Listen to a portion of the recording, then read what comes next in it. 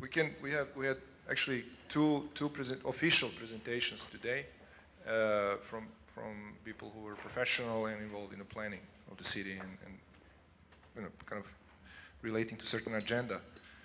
And then we had two academic, I would say, but also professional lectures. And I think that one could probably learn quite a bit from a diversity of approaches. But also maybe one question that I would pose is that perhaps we can discuss the kind of complexity of the city has, and it could be, and that perhaps some of the institutions work in a very kind of simple and singular way. One of the purposes we have of this whole Stockholm on the Move project is to sort of integrate all many different aspects of the urban development without having to solve all the problems, but just to really kind of grasp that there are issues that you cannot solve alone. And then if you were to try to solve them, that you need to kind of help from many different parties. And there were a few questions, very interesting one, several really. One that had to do what happened since Jane Jacobs. Maybe that could be a really interesting topic to talk about. A lot happened, I think, since Jane Jacobs. But then what happened to global economy, global politics? We can talk about that as well. And there was another question. What was the last question here? Somebody else had. I think it was something about they had to do with the most production, but also with the deregulation of the city. So all of our practices are somehow adopted to these circumstances, and we are adjusting ourselves to be able to address the urban problems because they are transforming, and the tools and the ways of addressing urban problems are transforming as well. So maybe I suggest maybe we start talking about the kind of urban complexity and how do we relate this kind of idea of urban mobility and that changing in a way, but also the relations between the actors and the stakeholders, the communication. Maybe one can talk about from your own experiences in your own city, for example, in Zurich. And maybe you can talk about Aalborg, or you can choose another city that you find interesting. So maybe I can tell quickly because I was showing the station area now in Zurich. We started with that 2003. In 2004, we got also invited for a competition in Vienna. The same issue, kind of the joining of South and East Station, and to kind of develop the central station of Vienna. But there was completely different, let's say the collaboration between the different parties, because the city was planning, let's say, certain tram lines, not at all discussing with the railway authorities, and not planning any stop at the station. And if this is not, I was kind of getting in and said, hey, what are you doing here? Because this is completely senseless. But if this kind of parties, and these were now only two, and if the different stakeholders and the different parties don't collaborate, we cannot deal with this kind of complexities of city development, because you need to have all the stakeholders around the table, and also a certain kind of idea of compromising. We're talking very often that we kind of let's say the coordinator, or let's say the orchestrator of these different parties, because you have to deal with all of them and you have to find a way to integrate this in a plan. And if they are not talking to you, you kind of, once in a while, I also once said, you know, we just work for the paper, for the bin.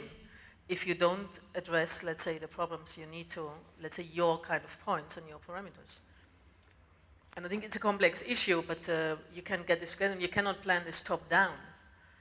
I had a bit today the feeling that the planning, let's say the infrastructure department, the kind of public transportation is kind of planned a little bit too much top down. So you, because she was saying that there's not enough mass for sub centers, let's say in the outskirts. I don't think so. It's a question of kind of, because urban planning and transportation and mobility goes all the time together. And you cannot blend one without the other, and the other way around. And I think the Stockholm region is dense enough, let's say, to supply a certain kind of circular. Let's say what I did not mention is you have I only showed, let's say, the tram line network and the metro network of Zurich, but there is a kind of like a spider web, a kind of completely concentric, let's say, bus net on top of that, so each spot is kind of each lane of tram or metro is then again linked with a certain kind, so you get everywhere. And this kind of overlay of different layers you need in a city like that, especially on the size of Stockholm. Do you want me to dip in? Well, I'm not going to talk much about Aalborg, but I think this notion of complexity and openness. I think actually what I'm thinking about when I'm listening to the presentations of these planners and the documents and all of that is, of course, well, maybe a little bit like Jane Jacobs. She once wrote a little text saying, "What's the kind of problem a city is?" So what is actually on our hands here? It's such a complicated thing, right? A city and planning for cities are really, really complex issues. So I think we can quite easily sort of agree on that. No profession can do it on its own, right? And so when one profession draws up a plan, it's small wonder that it's sort of being put down by other professions and so forth. I was mentioning that I've been running this urban design studio where we work with the metro in Copenhagen, and we've been looking at various metros in various cities. One of my favorite quotes for sort of the curriculum is a quote from Norman Foster, who argues that think of what he likes about designing metros is the fact that people experience the cities continuously, right? So they don't sort of look at or experience the city as okay, now I'm in the mayor's office, area. Now I'm doing economic transactions. So now I'm in the economy, and now I'm out in the transport planner's domain, and so forth. And I think we were interviewing an architect in a company that had dealt with Nørreport station in Copenhagen, which is a big sort of commute transport hub, and he couldn't understand why we were interested in the metro. Because, clearly public space was on the surface, and the metro was the metro company's domain. This was the municipal's domain. And I was treasuring that comment so much, because when we went back with the students, I said, did you notice, how his worldview, in all practical terms, was shaped completely by, the jurisdiction of his area, which is okay, that's fair, but it's not the way you live in the city. That's not the way it works. So I think if you're looking from the bottom up, it makes absolutely no sense to do big, nice plans that don't take account of how people experience places, right? And I think if you're dealing with a region on the size of Stockholm, I think, and you were sort of hinting at sort of needle pins and very specific concrete spatial experiments, I think those are much more interesting than grand plans and grand designs supposedly working for 50 years. Nobody knows what 50 years look like. But if you have an idea for testing, like for instance, I know I'm a geek for Wi-Fi and stuff like that, but testing that out in transit spaces or playing with, public art and stuff like that, try that out in various zones and see what that can work. I think that's much more interesting than these shelf-made plans that will probably be only interesting for your own sort of professional vanity. But that was tough, wasn't it? Yeah. Maybe there are some questions from you here as well. Okay. No. No, I was, yeah. It's someone over.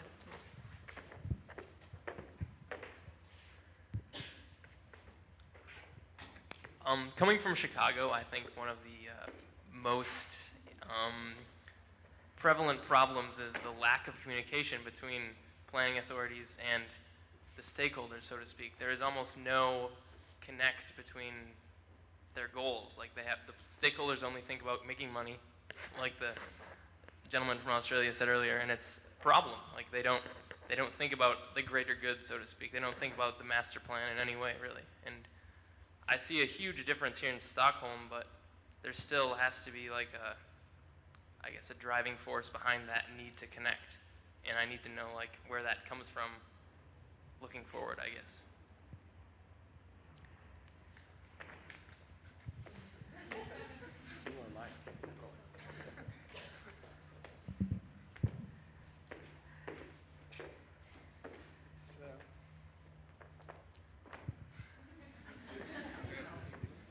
Well, is it a question? There's a huge difference in attitude, and I just kind of wondered like what the history of that development was here versus in America.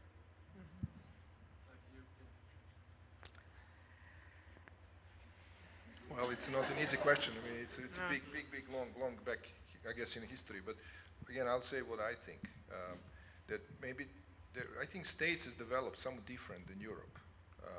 I think States is quite a lot developed based kind of big, fast development during the beginning or the end of 19th century in this industrialization and so on. So it was quite a lot developed on a very kind of efficient principles where economy and you know, quickness, speed, profit, and it's not necessarily all bad.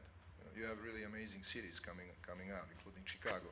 So it was like a test ground of new paradigms, but then runs for a while. And there is challenges that come up in a city.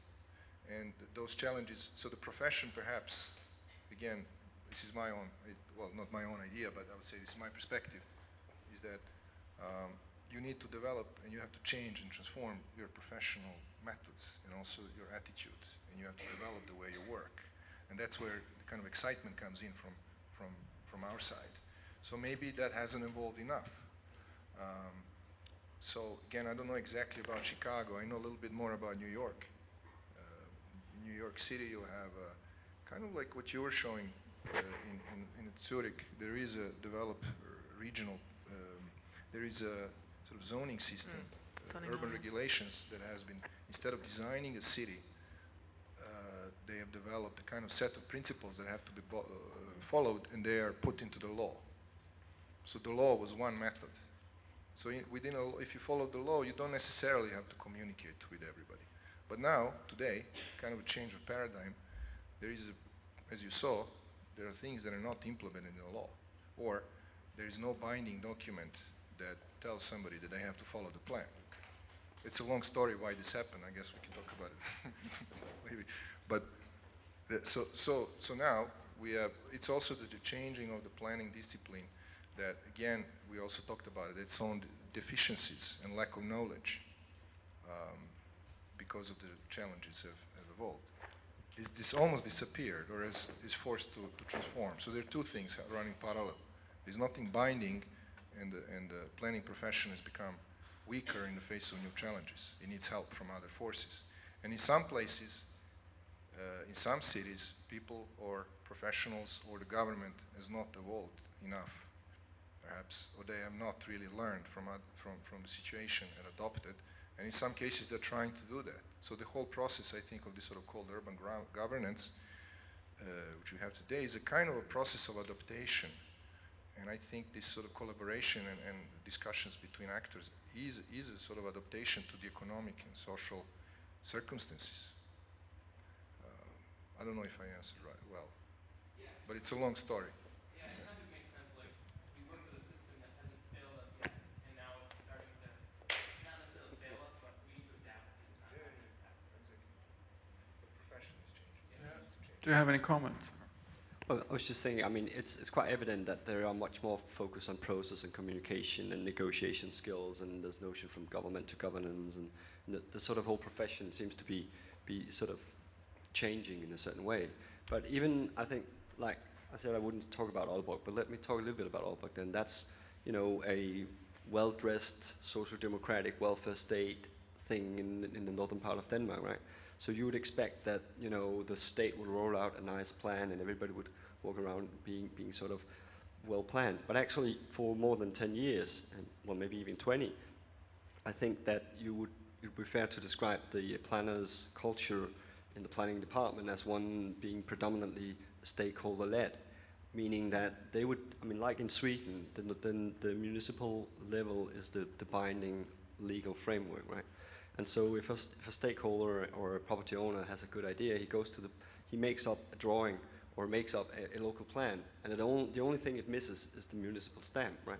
And he goes up and sort of so I think this notion of the public good as in this kind of grand sort of state design, I think that's, as you zoom in, it cracks up a little bit, and I think it's equal to many other places that, you know, city governments are bidding for funds. They want big players to settle there, not in the neighborhood, county or community, because of tax and all of that.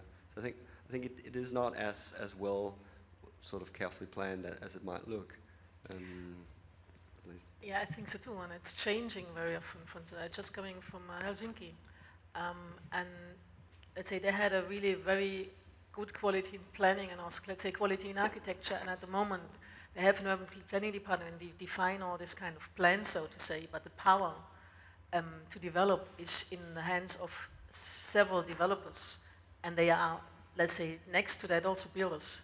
So they dictate, let's say, what happens.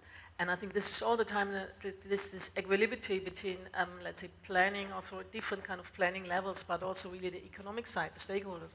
Say how much power has which kind of part, and who is this possible to regulate, let's say.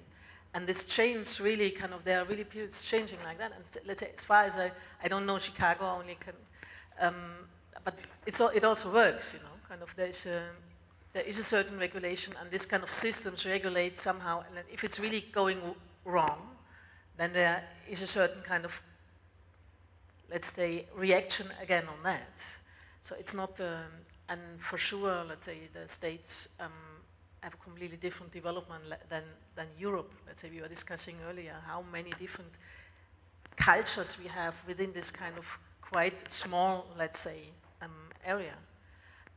So you just cannot compare, and what I really learned and what I also find really challenging is each city where I till now worked in is completely different in respect to planning issues and regulations, and how you cannot just transform one, let's say, idea of ideology or kind of approach to the next. Because people live differently, they like to, they have completely different lifestyle, and they also, let's say, everything is also kind of based on the cultural, let's say, culture and collective consciousness, let's say, people have, and how they kind of move in a city and how they kind of deal with the city, and also their landscape. We were just discussing in Tampere an issue about density, and they like to densify the city. But Finnish people really like to live on the countryside. Sorry, you cannot force them and push them into the city, so you have to deal with this kind of aspects, how they, and maybe kind of start a long-term transformation, but not kind of plan this from top down. They just won't accept. Maybe I could just add to that. I mean, I think that taps very nicely into this notion that you actually don't have a sort of homogeneous singular public good, right? I think you have multiple publics voicing in various ways, right? And actually, from my experience in the US, doing research on sort of civil society planning initiatives, there's actually a completely different sort of much more aggressive and much more vocal way of thinking about articulating ideas and wishes, whereas at least in Denmark, a lot of people would expect the planners to deal with that public good, but as soon as it sort of crosses their interest, you know, it's not public good anymore, and it sort of cracks up, and it shows the multiple interests that are actually around. So I think you know, it might look as if everything is neat and ordered, but I think actually we could look the other way around and see for interesting ways that civil society groups actually are really, really vocal and very good at organizing things in a much more different way. Maybe because the state had a different sort of scale or whatever, I don't know. There's probably a lot of reasons for that.